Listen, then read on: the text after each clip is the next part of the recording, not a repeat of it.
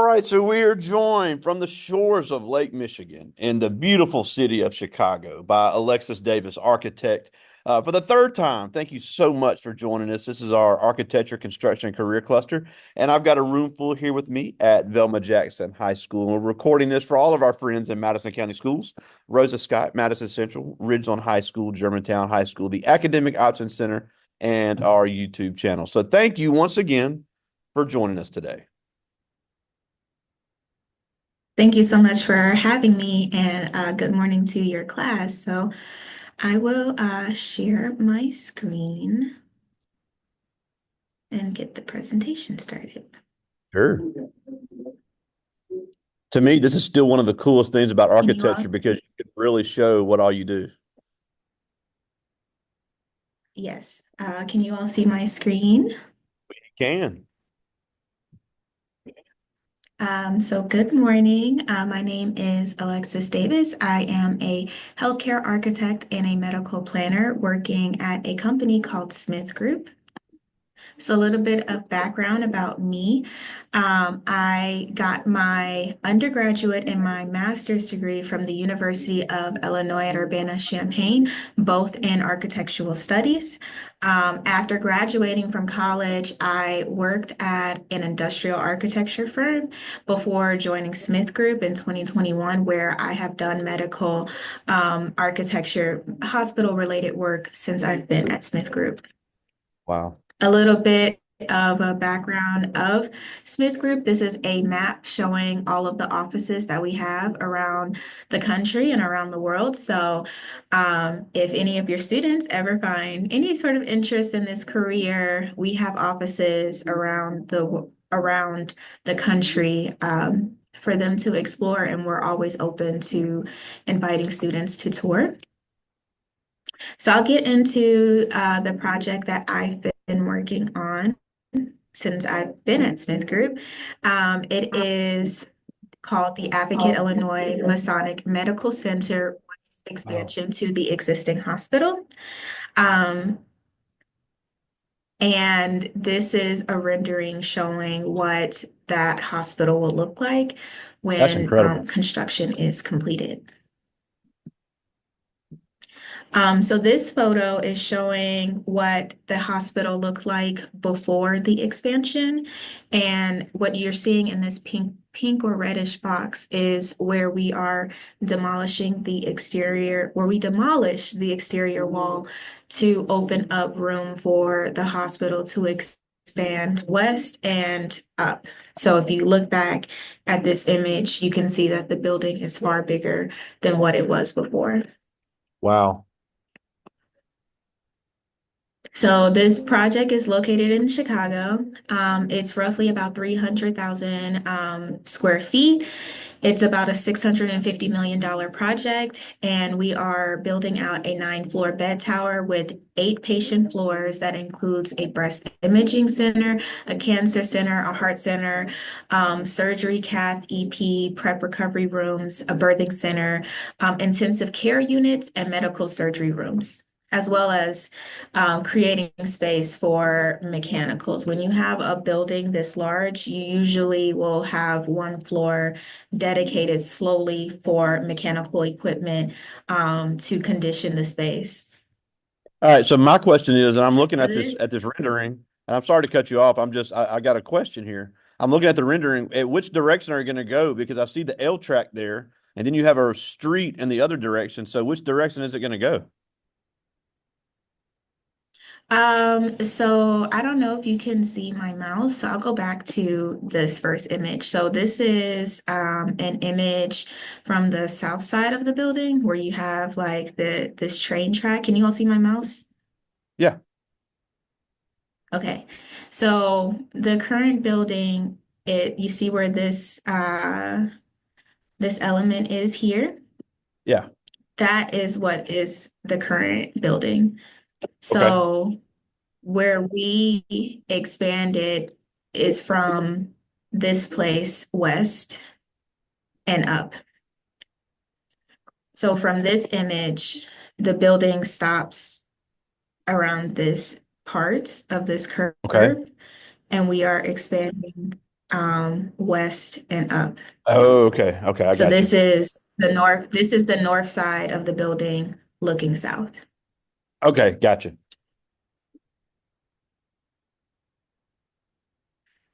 This is a what's called a master plan of the campus, consisting of the different phases that we worked on. So within phase one, we created a new counseling and pediatric development center. And then in phase two, we developed a parking garage to support their entire campus. We are in phase three right now, where this diagram gives you a better understanding of where the building is expanding west and north, which is what you're seeing in that purple and the darker purple and the lighter purple. And this diagram just essentially highlights the phases in which we built out this project. And what I'll explain later is that when you're working within hospitals, you have to consider that the hospital has to stay open during construction. And so Wow, construction yeah. happens at phases that the hospital can still be fully operational. I mentioned earlier in this presentation that I am a medical planner. So part of my job is to work with hospital administration to help plan their facilities. So on top of planning the actual spaces that they're working with, I also work with the surgeons, the doctors, the nurses, any of the hospital staff to help them understand how they're going to navigate the building and how they are going to use the resources in their building to operate and function in their day-to-day task. So this That's pretty diagram cool. shows this is a diagram, thank you, showing it's kind of a color diagram that breaks down the different spaces. Each space has a designated color. The blue that you're seeing are those intensive care and medical surgery rooms that they are those patient beds that we're expanding. And the yellow are the public spaces. Those red boxes that you're seeing all over is a combination of elevator shafts and emergency stair exits, which are the most important parts. It's some of the most important parts of the building, because people have to be able to exit in case of an emergency or fire. So this is a rendering showing what that new lobby is going to look like. Right now, the project is under active construction and it is expected to be completed in around May this year. And the hospital is hoping to open their first bed to their patients by October 15th. So this was a rendering. I'm going to show you this rendering of what the proposed lobby was going to look like um, in its first design iteration, but now this is what it is going to look like. And so part of going through design iterations is getting feedback from the client. Like that is our job, to get feedback from the client on what they want their space to look like and further develop iterations to meet their needs. And this is kind of a diagram showing from, we call these axonometric diagrams. So this is showing like if you were to think of it like a piece of cake and you're cutting a layer of the cake, this is what you would see of the building. This is another image of the rendering of the lobby. And another Wow. image showing what those elevator lobbies are going to look like for the patients as they go into the patient bed tower. Wow. This is an image of a cafe space that they want to open up. So we kind of, within showing these images, I just want to reiterate that part of our job is helping the client envision what their space is going to look like through renderings. And so even in this, we're showing them different options of materiality. And we talk through that with them. So this is an example of um, when it's time to build out the construction, what the what it looks like to test fit materials that we're selecting. So in this project, something that's very unique is that we use prefabrication of the patient toilet rooms. And what this does is that it speeds up the process of construction by pre-constructing the bathroom toilet pods on a different site so that when the contractor brings it on site, they are simply just placing it in the building.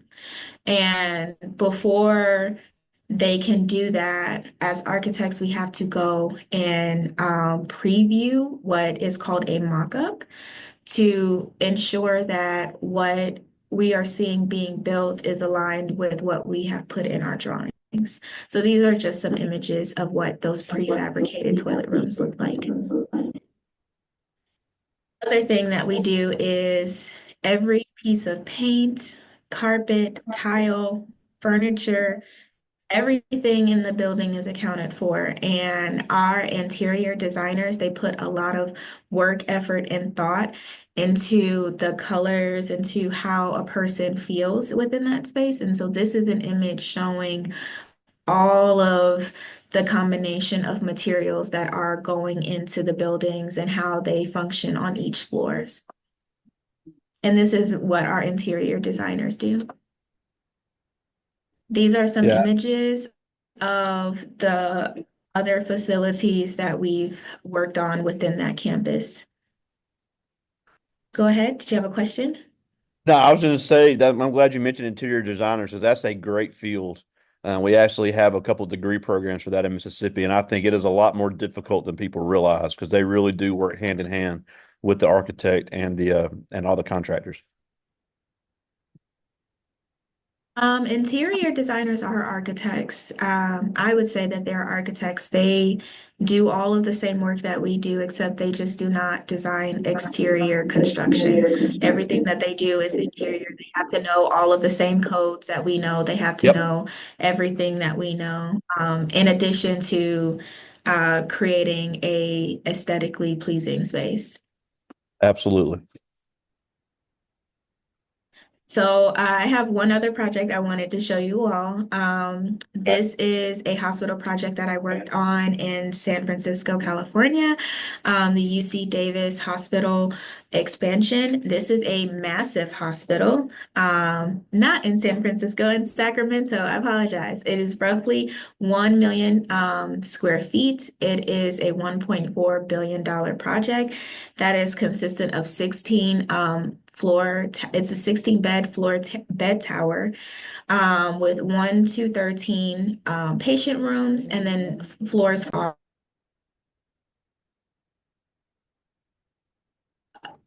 Can you hear me now? Yeah, that was my fault. I hit the wrong button. I'm sorry. Yeah. And the roof has a helipad. So this project is probably about 3 or 4 times larger than the project that I'm currently working on, which is also a big project.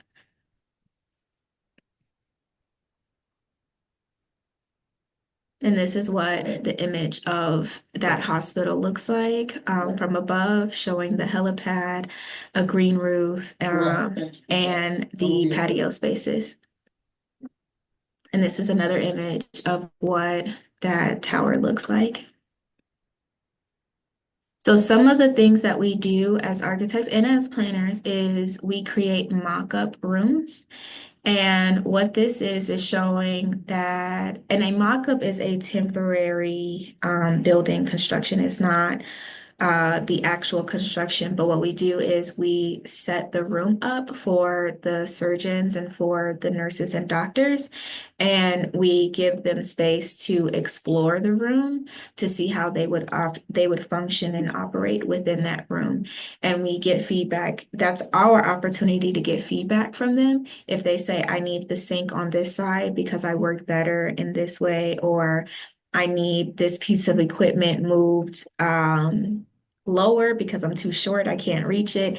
This is that opportunity for them to give that feedback to us so that we can pick it up before it actually gets built. And then the last thing I want to talk about is why I'm passionate about healthcare. In general, I'm a very passionate person about health and well-being. And for me, healthcare is something that we're going to always need. You're going to always need a doctor. You're going to always need to have a space of healing. And for me to be able to contribute to society in that way is important for me. And healthcare spaces are very, very unique and interesting, and every case is different on its own. So that is my presentation. And I guess I can open it up for questions. Yeah, and they've got some good ones they're giving me, but a couple things I wanted to talk about, and I can never figure out how to stop the screen share. I'm pretty dumb when it comes to this. There we go. A couple things I wanted to talk about before I get to their questions. They're handing me some good ones. First of all, I didn't know you were a Delta Sigma Theta. I saw the picture there, and we've got a couple on teachers here that are Delta Sigma Theta. So I think it's important because I have a lot of students that say they want to be in Greek organizations, and there's so many great ones across the country. But I think it's important to understand that it's not just the stepping and strolling and parties. Even though all that's fun, I've been to a few step shows in my day, and been to a probate and all that's really cool. But just talk a little bit about the community service and academic requirements of these organizations, because that is such a big part of what great organizations like Delta Sigma Theta do. Yeah, so I pledged Delta Sigma Theta in 2013. That was my sophomore year of college. Of the Greek organizations, Delta Sigma Theta has the highest GPA requirement to even be able to apply for the organization. And a big reason why I wanted to be a Delta was because of the public service. Service, academics, all of that is a critical part of being in a Greek organization. And as you mentioned, while the step shows and the parties are fun, you cannot be a part of these organizations without meeting certain academic requirements because our founders were revolutionaries. They were people that they were some of the first African American people to even be in college. So, maintaining that standard of putting education first is, I think that's the forefront of all the organizations, but especially within Delta, academics is very important. And service, I mean, I can probably go on for like hours about all of the community service that I've done through Yeah, Delta and outside of Delta, even within my profession. Because giving back to the community is important. You know, community is how we grow. So I hope that helps. absolutely. Absolutely. Now, just a couple other things before I get to their questions. The University of Illinois, large Big Ten, several thousand students there. And we have some large universities here in Mississippi. And I tell this story all the time, and I know kids get sick of hearing it, but it can't be stressed enough. When I was in college, I had a class with 500 people in the class. There was a person in that class that I had literally known my entire life. I did not know he was in there until the last day. So it is that easy to get lost in the shuffle. So even though I know when you get in your architect classes and your major, it's a lot smaller. But in a lot of these classes at major universities, you're looking at several hundred people. You're looking at several thousand people on Mhm. the campus. So how do you stay a good student and a good steward of your time when there are so many people there and there's really no one there to hold you accountable?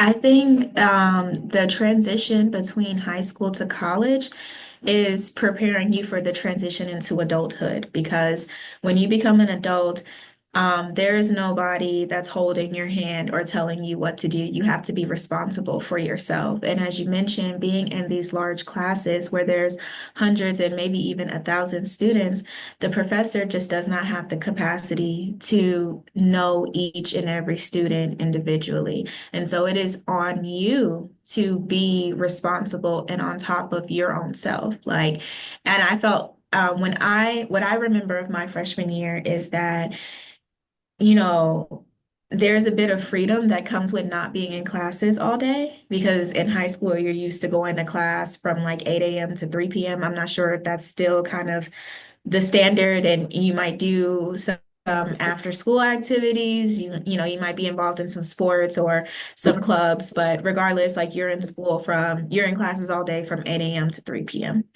That's not the case in college. And so a lot of people get lost in that freedom, whereas for me, I was very disciplined because I knew I wanted to graduate. And I took advantage of the opportunity, like when I wasn't in classes, to just do my homework in that free time. And that allowed me space to actually be able to socialize, to actually be able to go to the parties. I didn't go to parties unless my homework was done. And that was like my motivation to be social, right? I knew that my grades were going to be important and that it required me to be disciplined. So, the biggest advice that I can give is that you have to be on top of yourself and you have to have that motivation for yourself because this is your degree. This isn't anybody else's degree. Absolutely. Now, the last thing I want to talk about before I get to their questions is we have a lot of kids that may be on the fence or maybe already decided, I don't want to go to a four-year university. And we have some great community colleges here in Mississippi, but also especially in your field, you deal with a ton of very skilled tradespeople that don't necessarily have a college degree, but they are not only vital to construction, they make really good money. And the construction field probably has more trade jobs than any other field. And these not only are not going away, they are extremely lucrative. So, talk about some of the tradespeople you work with and how you see how they're making a great living for themselves. Yes, so something that I know specifically, like with electricians, is that there are people who are going to trade schools to become electricians. And when they're graduating out of that trade school, maybe 2 or 3 years, they're making $39 an hour, which is Dang. very, very good money. And as you mentioned, it is a very unique skill.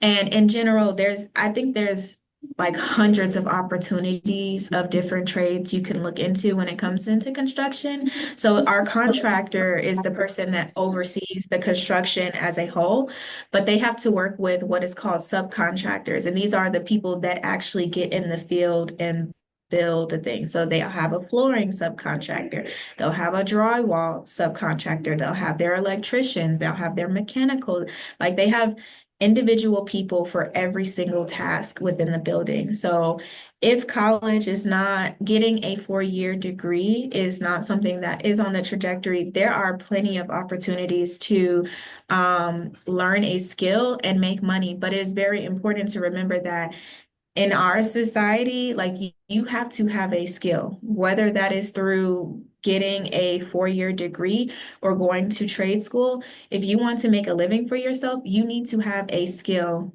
that you can financially benefit from. And that is going to be important no matter what decision you make.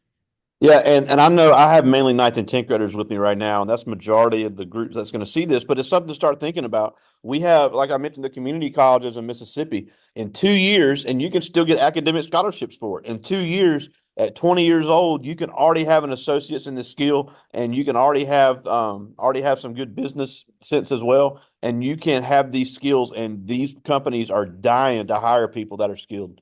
And HVAC in Mississippi is so big, it gets so dang hot here.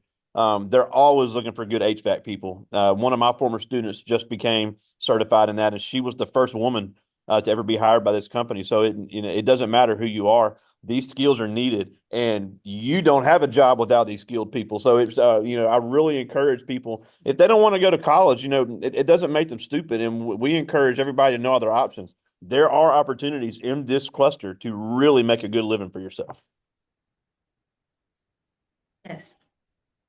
Yes, All right, so I agree yeah, 100%. I do have a few questions from the students to get to as many of these as I can. And I like this one 'cause I don't know this one either. This is Jacayla Green. She's in ninth grade, one of our cheerleaders here, and she asked, "What pushed you to become an architect?" So I actually wanted to be an engineer, and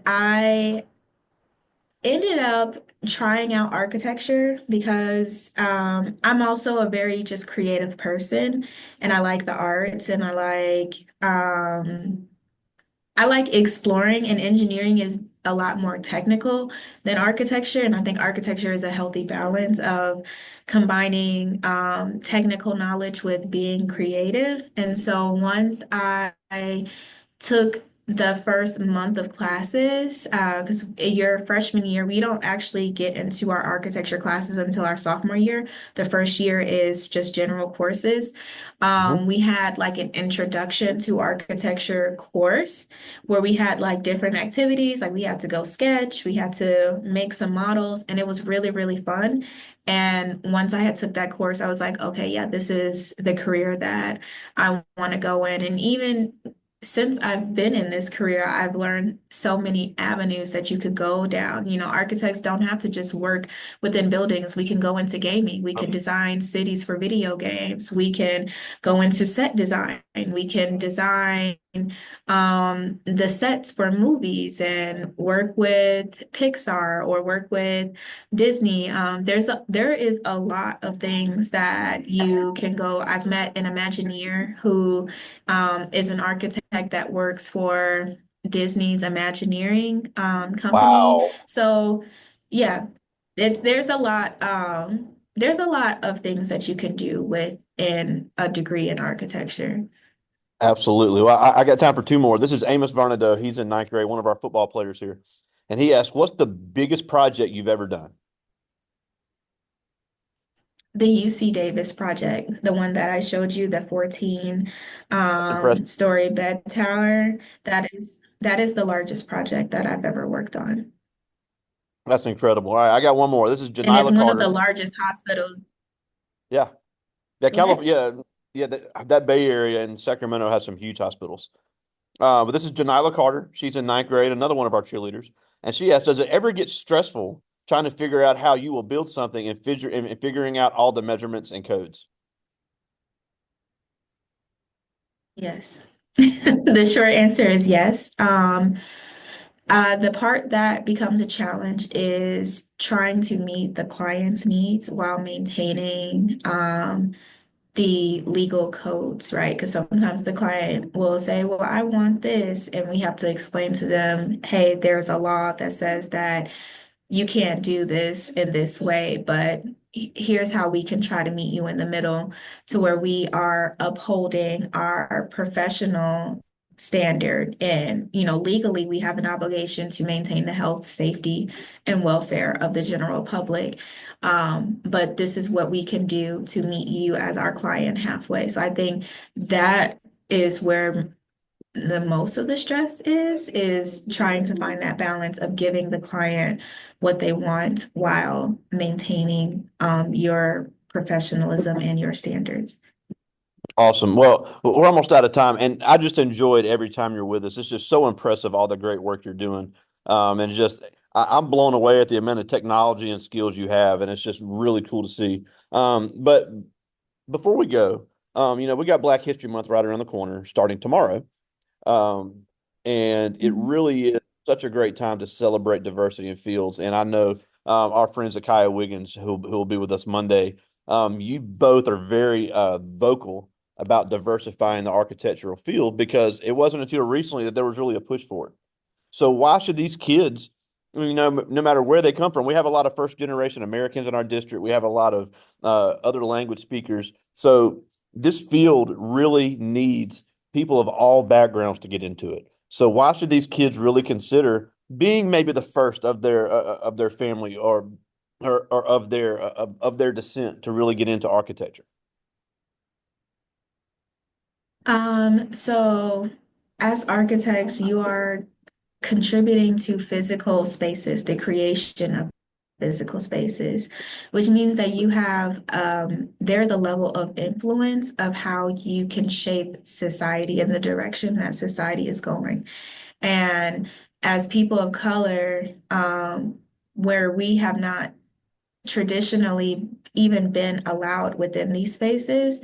Now that we are at a place where we have an opportunity to have a voice at the table, like we have to take accountability for the role that we can play to make future generations, to make the spaces we create better for future generations. I know as a medical planner, just even bringing it down to the micro level, just thinking about the experiences that Black people have and going into hospital spaces, the fact that I'm in a place where I can talk to the president of the hospital, I can talk to the hospital administration. That is my opportunity to have a voice and advocate for spaces that improve the lives of people of color in a very Absolutely. sacred and intimate space. And if that is something that you care about, that is something to consider in terms of, your contribution to society. People, we like to complain about how things are, but we have agency in changing our world and changing Absolutely. our society, and we all have to play our Absolutely. part. And so if that's something that you want to be able to say, I want things to be different for future generations, like considering a career in architecture or any career that contributes to shaping the future of society, I think would be very beneficial. That's awesome. Well, and I love to hear people say the same things I say because it makes me sound a little bit less crazy. But as always, we just thank you so much for taking some time out of your schedule for us. Alexus Davis, all the way from Chicago, Illinois, there with the Smith Group. We thank you so much for joining us again. Thank you so much. All right, talk to you soon, buddy. All right.